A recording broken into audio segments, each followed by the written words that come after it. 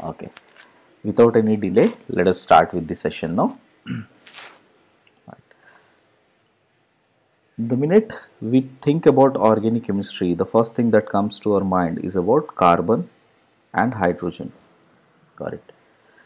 So, when it comes to carbon and hydrogen, the combination of all of these carbon and hydrogens will give us various hydrocarbons.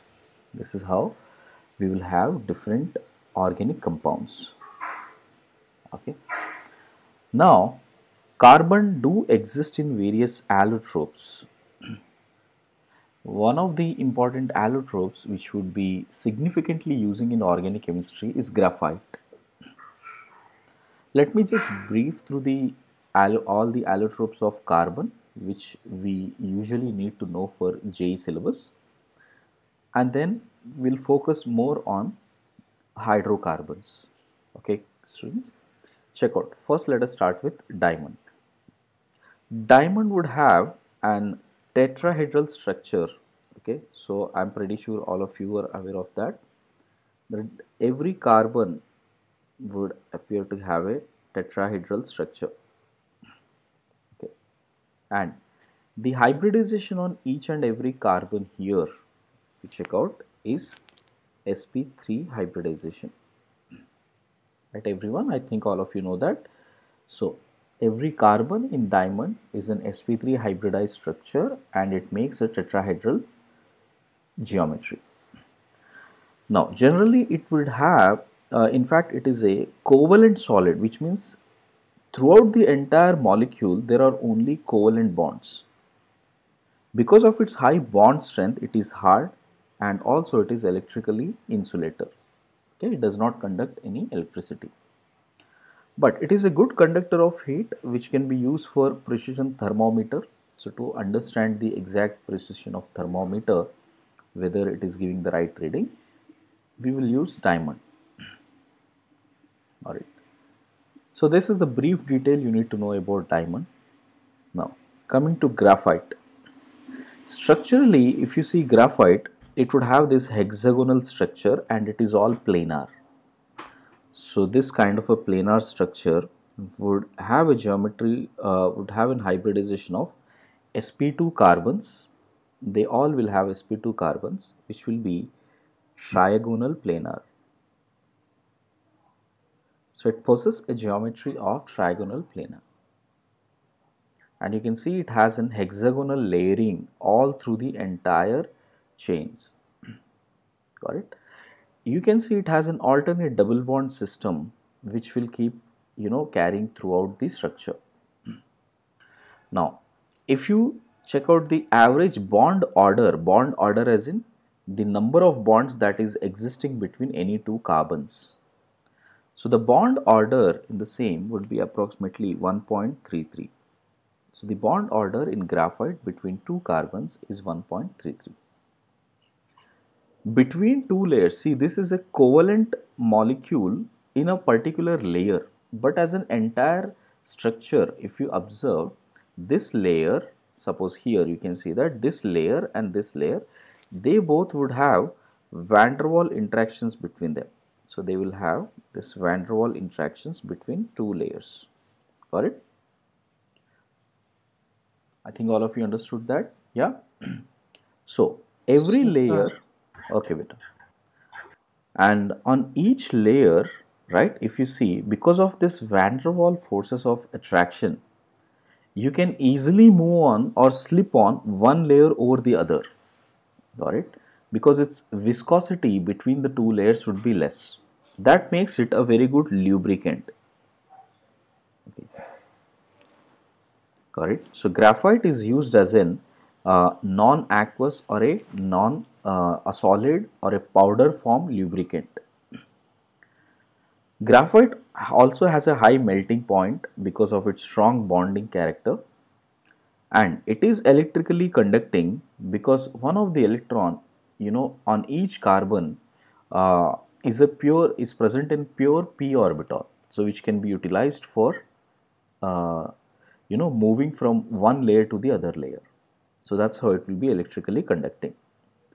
So I'm pretty sure you may have learned these fundamentals in group 14 recently.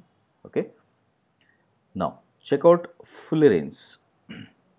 Buckminster fullerene, that's how you might be aware of.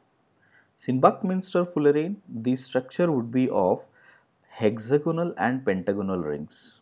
Got it? Usually it is called as soccer ball geometry. So it would have more like a football or a soccer ball geometry. By terminology, it is referred as Buckminster fullerene or buckyballs. Got it? The overall shape would appear like a truncated, okay, with respect to carbons, it appears like a truncated icoso icosohedron. Okay, as of now we will not get into the detail of how it is, we just need a brief information of fullerenes. Got it? If you observe diamond and graphite, there is always at least an ending bonds. That means that valency of carbon is 4, which means it can exhibit 4 bonds, and by the time the molecule is ending, these terminals are open, which means it will have free valencies at the end, which is the same thing happens at graphite also. You can see it will extend at the end here, which is not the case with fullerenes. Fullerenes does not have any valency bonds which are expanding other than what it exists. In fact, all the carbons will, their bondings will be involved within the molecule. Got it? So that's why they are termed as the purest form. Fullerenes are taken as to be the purest form of carbon, as there is no residual valencies. Got it? So there is no valency which is open for any other molecule to come and bond with it. That's why fullerenes are the purest forms. Got it? And all the carbons in the fullerenes are sp2 hybridized. So there is always a debate whether it is sp2 or sp3, but most of these standard books will take it as sp2 hybridized. Got it? And there would be certain logic about having alternate single and double bond structure. Got it? Double bond structures with a bond order of 1.33. Okay, students, if you are getting any doubts in between, just keep it written on your sheet while I'll open it for writing, then students can ask me. Okay, now when it comes to fullerenes are molecular solids as well. Got it? So the entire molecule itself, suppose if this is a ball of fullerene, correct? So this entire molecule itself will act like a lattice point, and between these two balls, if you check out any two fullerenes like this, between these two balls we will only have van der Waals forces of attraction. Will only exhibit to have van der Waals forces of attraction. Okay, so that's the brief idea about what are fullerenes. Lastly, we will learn about graphene. Graphene is like just a derivative of graphite only in a single layer. If you do not have multi layers, then you call it as a graphene. So it is just a layer of graphite. Okay, and here the carbon is sp2 hybridized, just like in graphite, right? And the bond order, just like graphite, here also it is 1.33. And since it is only in one particular direction, it is harder than diamond, because the bond order there is only 1. Here the bond order is 1.33. Okay, so usually graphene has a property to glow in dim light. Okay, got it. So these are the few allotropes which you must be aware of when it comes to carbon. Now, generally the minute carbon comes into our mind, we have to remember what is its configuration. Got it? So carbon has 6 electrons and it would have an electronic configuration of 1s2, 2s2 and 2p2. Which means as soon as 4 hydrogens approach to carbon, okay, if at all they are approaching to carbon, electrons from s orbital will excite to p orbital just to ensure that they will have similar energy of their respective orbitals, so that all of these orbitals can combine with each other to form an hybridized orbital to give sp3, and each orbital will have one electron in it. And this sp3 hybridized orbital would make a tetrahedral structure this way, extending its bonding, extending its orbital for bonding with the single electron coming from hydrogen. This way, hydrogens are coming and they will bond with those hydrogens. I'm pretty sure you know this idea. Okay. So that's how carbon would get sp3 hybridization. So in short, all you need to revise is what is the configuration of carbon, and if 4 hydrogens are coming, forming each and every single bond here. You can see carbon is making a single covalent bond with hydrogen. Okay. So it is proving the fact that carbon also has tetravalency. Okay. Now, if we start changing the hybridization of carbon, usually that would happen when you have 2 carbons and 4 hydrogens this time. So if you have 2 carbons and 4 hydrogen, one of the orbital between the both carbons would be pure form. And since it is pure form, right, this time the hybridization is sp2. So it would have sp2 hybridized orbital. So in short, it has 1s2, 2s2, 2p2 as the electronic configuration. Now, as soon as the 4 hydrogens approach to these 2 carbons, so each and every carbon will have first this migration. So it has 1 2s and 3 2p electrons, and it would combine, this s would combine with 2p orbitals so that it can become sp2 hybridized orbital, leaving behind a pure p orbital. And this pure p orbital is responsible for formation of pi bond. Okay. When sp2 hybridization is forming, we know that it will make trigonal planar geometry. So you can see with respect to this carbon, everybody will understand, observe this carefully. With respect to this carbon, you have one bond here, one bond here, and one bond here. These 3 are sigma bonds, and it is making, if you can observe, it is making a trigonal planar structure this way. So with respect to that carbon, it is making a trigonal planar structure. Same thing is happening with respect to this carbon also, it is also making a trigonal planar structure. So both carbons are making trigonal planar structures. And the pure p orbital which is present in both the carbons have 1 electron each, and these 1 electrons will keep migrating between these 2 orbitals, which we call it as delocalization. Call it as delocalization. So basically it is not localized to the same carbon. The electron will keep migrating to the other carbon. The same thing will happen with the other electron also, and this is called delocalization. So pi bond will always have delocalized electrons between those 2 nucleus of carbon. Correct? Now because of this delocalization, now if you check out the structure, first it would have this planar molecule, and then there would be a cloud above and below, a cloud above and below here. Correct? So which means this sigma plane which is appearing will become a nodal plane for that pi bond. So you can see if one pi bond is forming with half pi up and half pi down. So this sigma plane which has formed is the nodal plane for that pi bond. I suppose all of you understood that. Okay. And this carbon now will have an hybridization of sp2. Correct? And this is the way to represent the alkene form with carbons. So we will have CH2 representing there are 2 hydrogens with single bonds. Between these 2 we have one sigma bond, and one pi bond, and that carbon would be sp2 hybridized.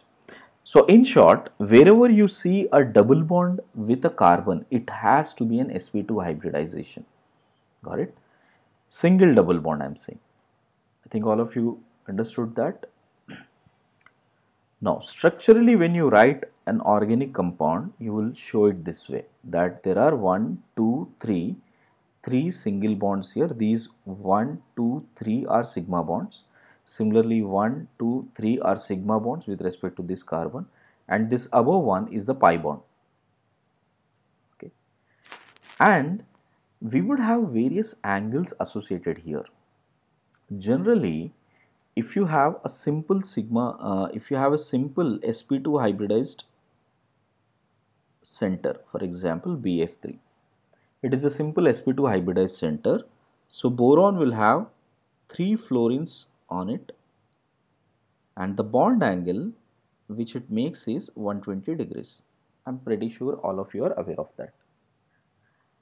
Now, if you see the bond angle here, there is a slight disagreement here, reason being the unsymmetrical distribution of electrons. Between these two carbons, now there is an extra pi bond which will give more amount of repulsions between the two sigma bonds. While here between the two sigma bonds there is nothing else, correct?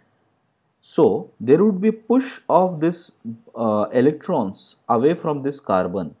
So therefore, the bond angle of alpha would increase and beta would be less. So that's why you will see alpha being greater than beta. So remember, this is also what you may have learned as Bend's rule. Got it? If you have double bond comparison with single bonds, right? The double bond and single bond repulsion would be more as compared to two single bonds. Got it? You will see the bond angle as around 117.2 degrees here, while here it is around 121.4 degrees. Just for the information, you don't have to remember this. Got it? But you must know this. Alpha greater than beta now. Yes, beta. What? Sir, you written reverse. Alpha greater than beta. Reverse. Sorry. Yep. This is 121.4 and 117.2 degrees. Okay. I hope all of you got this. So the reason being that pi bond and sigma bond repulsions would be dominant over sigma bond and sigma bond repulsions. Okay. The same logic can be applied for the next compound. If you see that here, where we have C double bond O and there are two hydrogens. Here also there is a pi bond and a sigma bond. The repulsion between those two would be more. So you'll see alpha would be greater than that of beta. Okay, and this carbon has 3 sigma bonds here, which suggests it must be sp2 hybridized. Now what about the hybridization of oxygen? See, oxygen is only having one sigma bond but two lone pairs. Got it? So one sigma bond and two lone pairs will make it sp3 hybridized. Got it? Right? So how come that is happening here? See, it is sharing two electrons here, sorry, sp2 hybridized here. Okay, so it is sharing two electrons here, got it, making one sigma bond and one lone pair as well as the other lone pair. So total we have three pair of electrons. Three pair of electrons will always distribute in the form of a trigonal planar, so which makes it sp2 hybridized atom. I hope all of you understood this point. Okay. Now, going ahead, let us see few more structures where we have various hybridizations.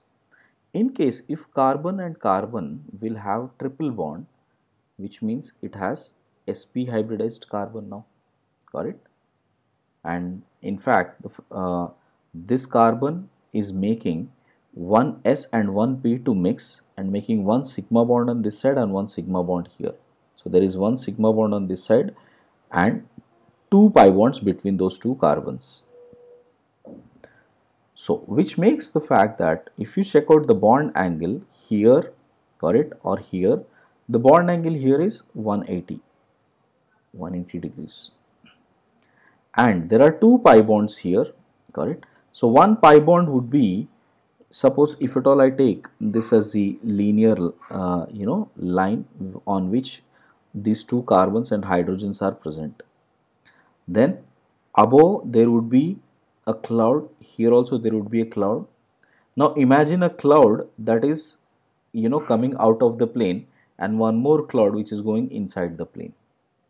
So it forms like a cylindrical cloud here, and this entire line represents the internuclear axis of hydrogens, carbons and hydrogen, all of this. Everybody got that? So that's how you got to check out wherever a carbon has triple bond, right? Its geometry will always be linear. So it will be linear geometry and bond angle would be 180 degrees. Now see, the same thing happens here. Carbon has a triple bond, so which makes this as sp hybridized.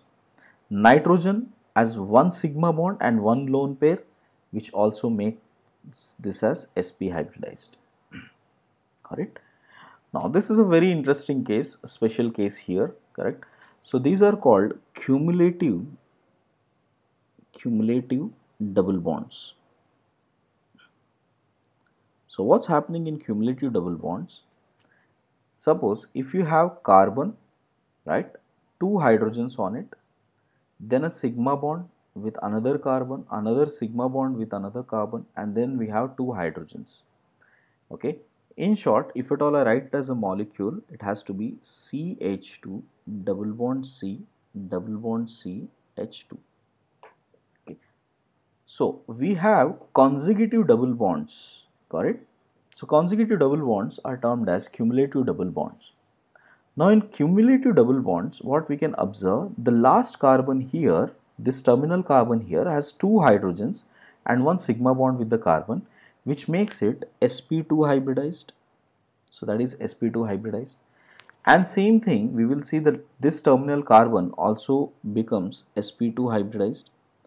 But the carbon which has a double bond on the left hand side and on the right hand side has only two sigma bonds. Here there is one sigma and here there is one sigma. If it is two sigma, which means it has to be sp hybridized carbon.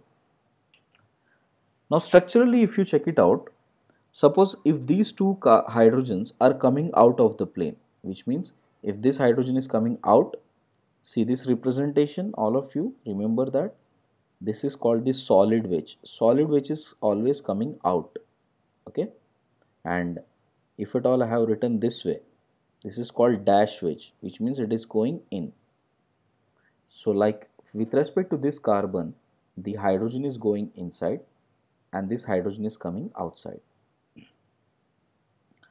Now if you observe, suppose if this axis, let's say this axis here we have is x, y and z axis, correct? So you can see that this x, this h and h are on the z axis here, okay, plus z and minus z.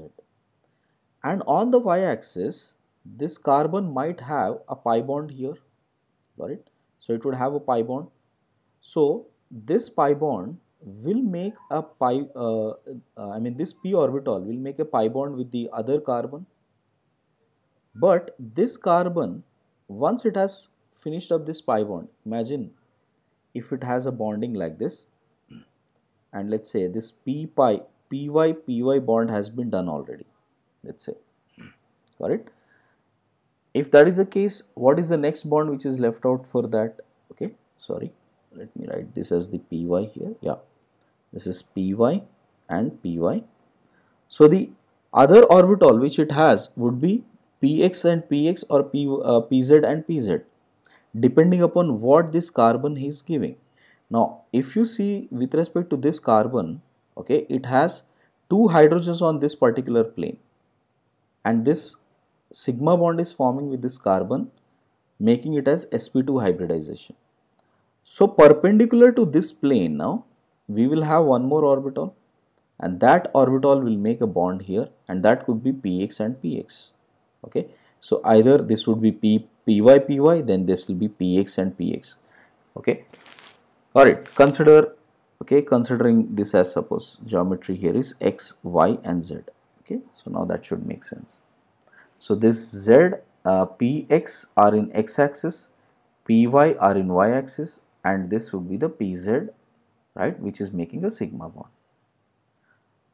So the point here is, with respect to this carbon, we are making a plane because it should be trigonal planar. With respect to this carbon also, we are making a plane which is trigonal planar. Okay, check out here. So this is one trigonal planar, correct, with respect to that carbon. So with respect to this carbon, again I am making a trigonal planar, this is the one. But these two planes are perpendicular to each other. Alright, so these two planes would be perpendicular to each other. So that's why you would see when you have odd number of carbons, got it? So whenever we have an odd number of carbons in here, so what do we observe? In odd number of carbon, this entire molecule will become non-planar. You can see 1, 2, 3. So odd number of carbon, you will always have overall molecule to be non-planar. Imagine the same situation in even number now. So first we will have C double bond C, one more C here. So first you will get this plane. Second, with respect to this carbon, we have this plane. And third, with respect to this carbon, we have this plane. Now you see overall molecule, because this carbon does not have any sigma bonds other than this line. Because this carbon has one sigma bond here and one sigma bond here. Other than that, there are no other sigma bonds. So everything will lie on this line itself. So therefore, this plane and this plane, both of them are on the same side, or rather this entire plane will all have the atoms. You can see this two carbons, these two carbons, these two hydrogens, these two hydrogens, all of them will lie on the same plane. Okay. So which means when you have even number of carbon allenes, then we will have planar molecule. Okay, so this would be planar. Got it? So total number of, suppose if a question was asked, what are the total number of atoms present in the same plane? So if I take this as a plane, the maximum number of atoms that are present in this plane are how many? 1, 2, 3, 4, 5, 6, 7, 8. So all of them are present in the same plane. Got it? So this family of molecules, got it? Like if you have all single bond carbons, we call it as alkanes. If you have at least one double bond, we call it as alkenes. If you have a triple bond, we call it as alkynes. Same way, if you have cumulative double bonds, we call them as allenes. We call them as allenes. So here we have an allene family. So within allene family, if we have even number of carbons, that would be planar. If you have odd number of carbons in the allene, we will have non-planar molecule. I hope all of you understood what is an allene family. Okay. Next, check out if you have a molecule like this where a lone pair is involved in resonance. Don't worry about the term resonance if you don't know that. Okay.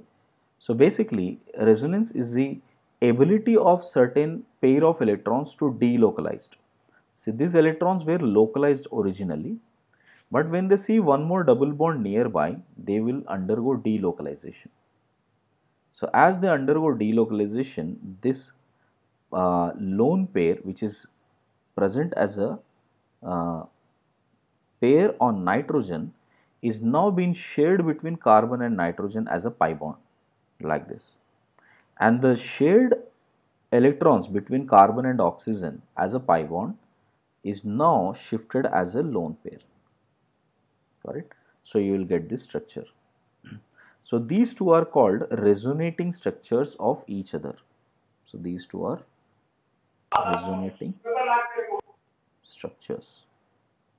So these two are resonating structures of each other. Okay. The family of this compound is called amide. We will be learning slowly, but as of now I am just introducing you.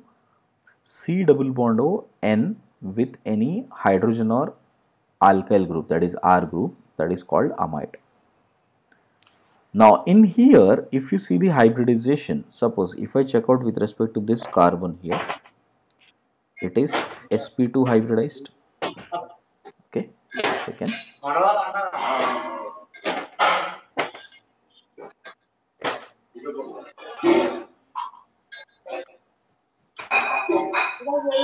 somebody please mute that? Yeah, thank you. Right. So with respect to this carbon, if you observe, it has one sigma bond here, here and here, makes it sp2 hybridized carbon. And at the same time, check out the hybridization on nitrogen. We have one sigma here, one sigma and one sigma here, which also makes this as sp2 hybridized nitrogen. Okay. So we have sp2 hybridized carbon as well as sp2 hybridized nitrogen. In fact, overall molecule, if you see that, it would always have, if you consider both of these resonating structures, the more contributing resonating structure is this one. So you will always find carbon to be sp2, nitrogen also to be sp2. Now tell me about this, students. Suppose if you have carbon single bond carbon with CH3 and CH3, this is how it is. This is called ethane. You are all aware of this. Now with respect to this bond, see this bond here. This bond is actually an hybrid, an overlap of sp3 hybridized carbon here and sp3 hybridized carbon. This is the overlap which you have, correct? When you have this kind of an overlap, when you have a sigma bond overlap, you can always rotate the molecule with respect to each other, which means I can hold this carbon and rotate this carbon. Okay, so bond rotation is possible with respect to sigma bonds, because sigma bonds always be formed on the internuclear axis. So if you keep rotating this CH3, nothing will happen to this CH3. This CH3 can be held with your hand and you can move this CH3. Got it? It is possible when you have a sigma bonds only, which means single bonds only. But the minute you get a double bond here, so basically you have a bond like this. This is sigma bond and then there is a pi bond here. Got it? Pi bond is forming perpendicular to that. So the minute you try to rotate this carbon now, if you try to rotate this carbon, the pi bond will break, because pi bond can only be formed between parallel orbitals, correct? So these two orbitals has to be parallel. So the minute you try to rotate this pi bond will break. So which means rotation is highly restricted if it is a double bond or a triple bond between two carbons. Okay. Same thing, wherever there is a double bond with respect to two carbons or with respect to double bond N or double bond O, okay, or double bond C or triple bond C, in all of these cases, the rotation between these two bonds is restricted. Everybody understood that? Yeah. So therefore, there is a restriction of rotation between carbon and nitrogen because there is a high double bond character observed here. Alright. So this is an important point which will help us to understand a lot about amides later. Okay. I hope that point is clear. Same thing. If you check out in case of next molecule, which we call it as aniline. Okay. This is a family of amines. It comes from the family of amines and the name is aniline. Now in aniline, the lone pair present on nitrogen is making resonance with the carbon single bond here. So this pi bond will shift as a minus charge onto this carbon here. So this type of a resonance will keep on happening. Got it? So you can see again there is a double bond character that has generated between carbon and nitrogen. Okay. So the hybridization, if it was asked on nitrogen, okay, we usually say okay it is sp3 because it has 3 sigma bonds and 1 lone pair. Okay, so you can check out it has 3 sigma bonds plus 1 lone pair, which makes it 4 pair of electrons, which means it is sp3 hybridized. So I am hoping all of you know how to calculate hybridization by now. Okay, right. So in that case, if you see with respect to this nitrogen, the actual bond, because it is getting delocalized, it is not completely sp2, it is somewhere between sp2 to sp3. Unlike amides, amides was also, we thought maybe this is sp3, then it is converting into sp2, but its sp3 character is hardly found. But here in aniline, you will find its sp3 character also. So the actual hybridization, if it was asked in exam, if it was asked, you will say it is between sp2 to sp3 in case of aniline. Okay, everyone, I hope you understood that. But if the structure is given this way, instead of this structure, if the structure is given this way, here you are pretty much clear that it is sp2. Okay, got it. Same way, if this is phenol, the next molecule is phenol. Right. In phenol also, you can see oxygen and hydrogen. This has a single bond here. So you can see two single bonds, two lone pairs. So here this oxygen has two sigma bonds and two lone pairs, which also makes this as sp3 hybridized oxygen. Okay, but because of its delocalization, this lone pair will get delocalized with this carbon. So the actual hybridization will always be between sp2 to sp3. So I hope you understood that, everyone. Yeah. So by checking out, you should be able to figure out whether it is sp2, whether it is sp3, whether there is any delocalization or not, and accordingly you have to comment. Okay. So Sir, yes, beta. Pranav, sir, right? Tell me. can we expect fullerenes as conjugation, sir? That's debatable, quite debatable. Okay.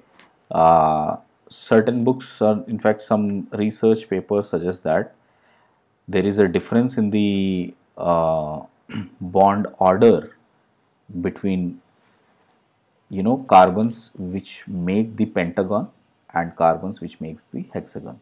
Got it? So that differentiation creates the idea that there might be a alternate pi bond present. Got it? So you may have learned recently, right? So that the bond order between the two carbons is not equal when it comes to fullerenes. Yes, beta, you have learned that recently. Yes. Right. So that thought will bring us the fact that there could be a alternate double bond character. Sir, what are lattice points, sir? See, when it comes to, for example, if you take NaCl, sodium chloride, Na plus as an ion, it will be spherical like this. Cl minus is also spherical this way, correct? So these ions are continuously arranged in a particular fashion like this, okay? And then I will take one more molecule, right? I will take one more molecule like this. So they are all arranged in a very nice symmetrical manner, got it?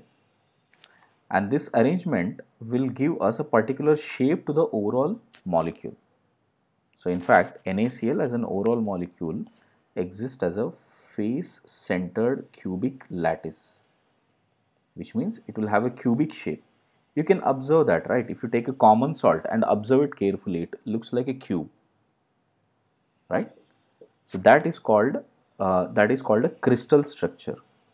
So when it comes to fullerenes also, all these balls, fullerene balls here, small balls, they are all arranged in a particular manner. Okay. Now theoretically show these entire balls on paper. What do? I'll just put dots, correct? These dots are Yes, sir. called lattice points. Understood? So the three-dimensional representation of the crystal structure on paper is called lattice.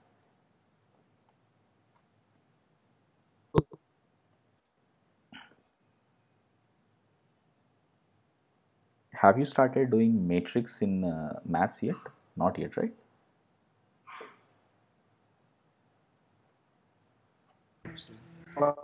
Okay. Then you will learn it better, okay? What are lattice?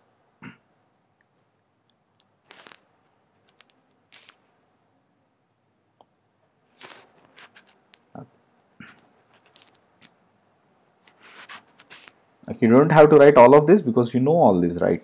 So just write the important pointers which I have mentioned. What is the general hybridization? Mainly the hybridization is something which you have to be very clear with, and whether there are any planes, nodal planes existing. Just write those important points. faster, guys.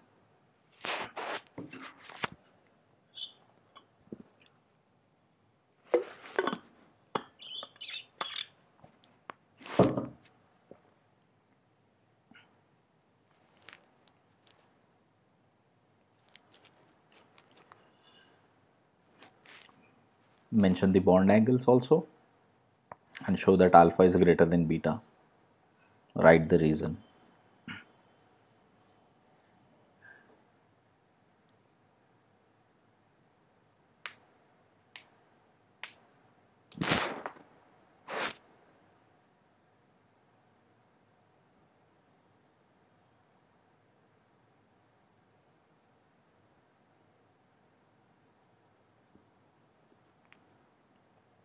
Next, mention about these structures.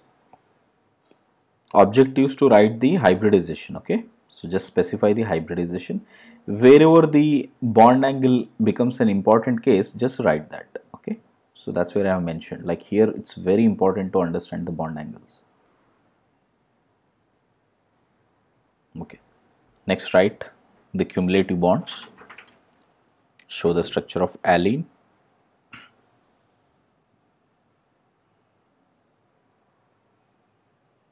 The most important point in the allene is these two.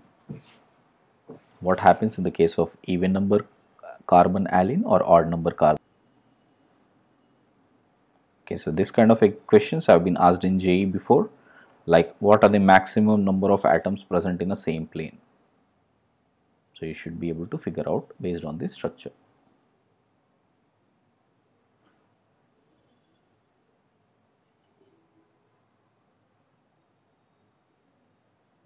Next, write these examples: amides, anilines and phenols.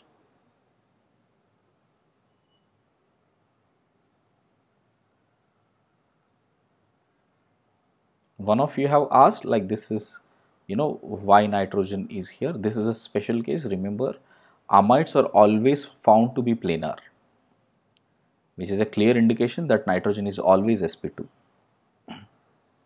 Why we are saying that it is between sp2 and sp3? When the conjugation is with C double bond O, the conjugation is so hard or the conjugation is so much that we will never find this lone pair available.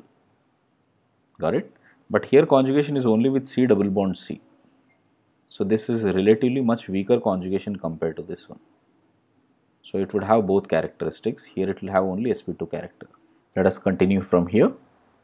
The next important structures of carbon, hydrocarbon, which we'll see are the intermediates.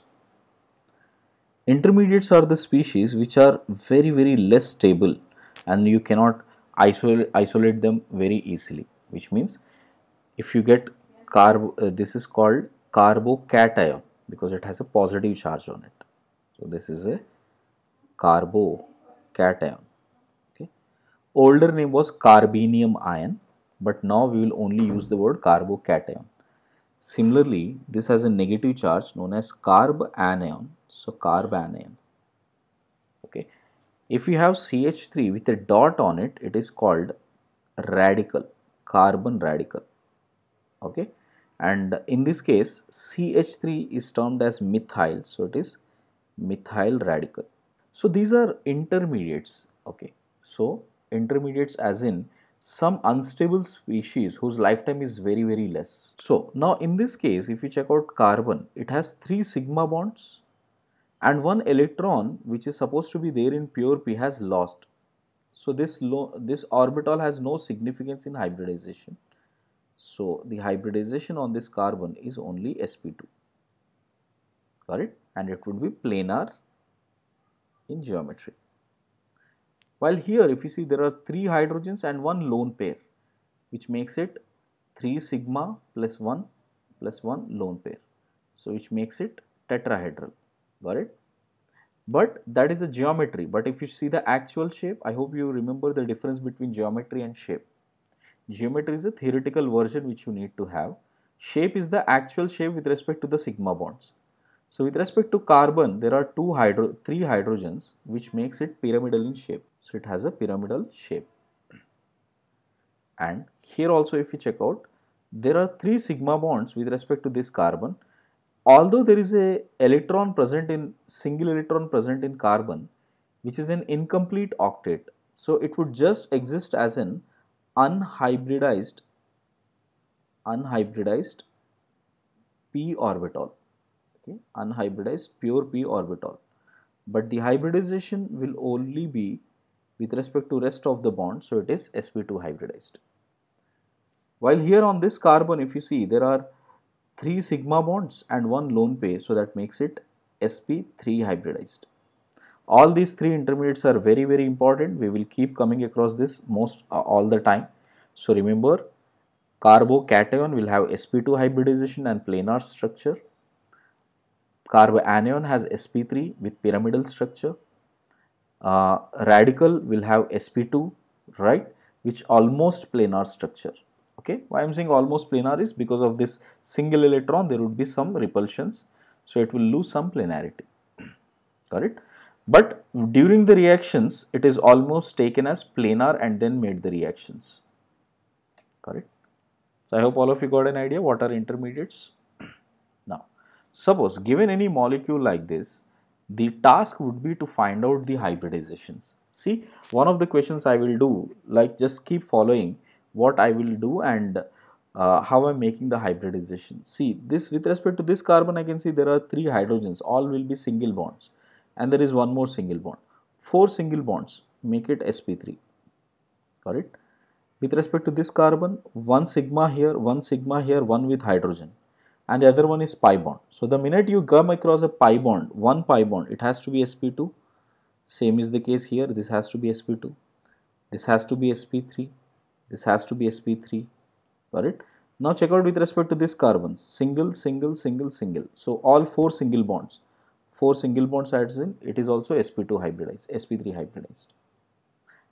With respect to this carbon, there is 1 double bond, rest all are single bonds, makes it sp2.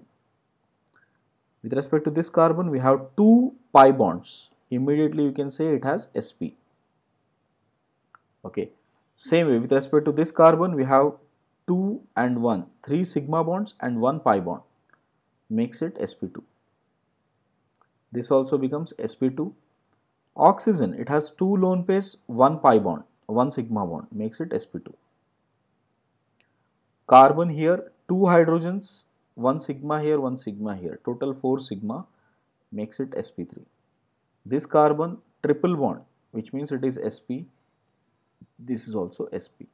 So given any chain of carbons, you must be able to identify the hybridization on each and every, carbon center. I guess all of you understood this point, right? Okay, so just make a note of this and then we'll do the questions, everyone. Just write what are intermediates, how to showcase this, and then we'll do some questions. Give the heading as number of sigma and pi bonds to find. Let's practice together, everyone. Okay, start writing this. First, note the structure. Usually, you will be given a structure like this. Now, I will write a completely, open structure. Completely open structure as in showing all the sigma bonds also. If you check out, we have oxygen here, which is also connected with hydrogen. And this carbon is connected with one more hydrogen here. One is connected here, hydrogen, and one bond carbon is here with one hydrogen, double bond C with one hydrogen, C double bond O with oxygen with carbon having 3 hydrogens. So if you just compare these two structures and observe carefully this structure, most of the hydrogens are hidden, correct, except these terminal ones. Here these 3 hydrogens and this hydrogen, except that terminal one, all the hydrogens here, they are hidden. So usually in the structure hydrogens are not given, but you must know that anything which is not given here, this is called the semi-condensed form. This is called the semi-condensed structural form. So in a semi-condensed structural form, hydrogens will always be written in a hidden form. So you should be right to open it. Now how do we know there is a hydrogen? Check out the total valency of every carbon. For example, this one, 1, 2, 3. So which means it must have one more bond there. So that bond has to be hydrogen. Are you getting that? So that's how you can make out whether there is any hydrogen present or not. So based on that, if you check out, I'll give you one more example, everyone. Check out with respect to this carbon. It has 1, observe carefully, 2, 3 and one more pi bond, 4. 4 bonds are done, so there is no more hydrogen here. Check out this carbon, 1, 2, 3. 3 are done, which means there must be one more hydrogen present on it. So that's why you can see there is a hydrogen here. Okay. Clear on that, everyone? So now just count the total number of sigma and pi. Let me know, anyone got an answer? Those who haven't got that, just make a note of it. You can identify them later, okay? So learn to write this structure. Check out the other type of question, which is maximum number of atoms present in a particular plane. You have to find out a plane on which maximum number of hydrogens, maximum number of atoms are present. Check this out, check this structure out.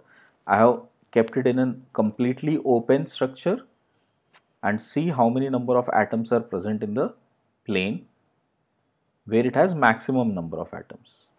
Everyone, note this and find out and let me know what is the answer for it. So I will just tick them up. See, 1, 2, 3, 4, 5 and 6. Okay. These two hydrogens, one is going inside, one is coming outside. If anybody is not able to understand this, how we got 6, please write it in your book and remind me later after the class. That, sir, this is the point I didn't understand. Okay. See the hybridization beta. It is sp3 hybridized. This is sp hybridized. Okay. And this carbon is sp2 hybridized. Got it? Right. See the next one now. Write the structure and let me know the maximum number of atoms present in the same plane. Okay. Let others also pour in the answers. Everybody got the answer as 11. Check it out. Okay. So those who are struggling, just check it out. We have 1, 2, 3 and this carbon is planar. With respect to that, this carbon is also on the same plane. This hydrogen is also on the same plane. So that makes it 4, 5, 6, 7, 8, 9, 10. And one of the hydrogen can always be made into come onto the same plane, like this here you can see. When you have CH3, one of the hydrogen will always be on the same plane of that carbon. So one of the hydrogens will be on the same plane as that of that carbon. So total 11. Okay. Next one, guys, check out this one. Okay, one answer is coming 14. Others, check out whether you are getting 14 or not. 13. This one is coming as 13. One answer is 13. Anybody is objecting that? So I'll just try to write that structure once again. I have carbon, hydrogen, one hydrogen going inside, one is coming out here, right? And then there are 4 more hydrogens here. The structure is supposed to be this way. Okay. And I can have one hydrogen here, one lone pair and one hydrogen going inside. Alright, I can make it this way. So now tell me how many atoms we have. Check out once again, everyone. 13. 13, right? So check, we have 1, 2, right? So these 6, 7, 8, 9, 10. So these 10 will be anyway there. 10, 11, 12, 13. Why not this hydrogen? So with respect to this, it is sp3, na beta. So with respect to that, I can make 2 of them on the same plane. Na? I can rotate this, na, always. With this NH2, I can make this lone pair to come out of the plane and this hydrogen to go inside the plane. So this hydrogen will come in the same plane only. With respect to this benzene ring, it is fixed. It is 10. Okay. Then 10, oxygen is 11. Okay. With respect to that oxygen, I can keep that carbon also on the same plane. So 12. And this carbon also, I can keep it 12, 13. And one hydrogen or carbon, I can make anything, 14. So how many you can have? 14. Okay. But check out here, I'm making this on this side. We have carbon. Okay. Suppose if I keep that next carbon also on the same plane like this, if at all I keep it on the same plane. This carbon can also be kept with one hydrogen on the same plane like this. This oxygen with carbon and hydrogen. Now count it. 16. 16. Very good. 16. 16. Very good. Okay. So this one is important. So we usually tend to forget one or two from here. I think all of you got that. Again, I'm telling you, those who haven't got that will note it down and remind me later, okay, during the doubts. Check. Next terminology which we will be focusing on is the bond parameters. Okay. So first of all, let us compare all the important bond parameters, which includes bond length, bond energy, bond angle, and bond order. If it comes to bond length, you can see here it is clearly the bond order. Here is 3, 2 and 1. That is the bond order. Bond order is nothing but the number of sigma bonds, number of total bonds between two atoms. So the bond length here would always be inversely proportional to bond order. So which makes it, suppose if this bond length is x, y and z, then I can make this as x greater than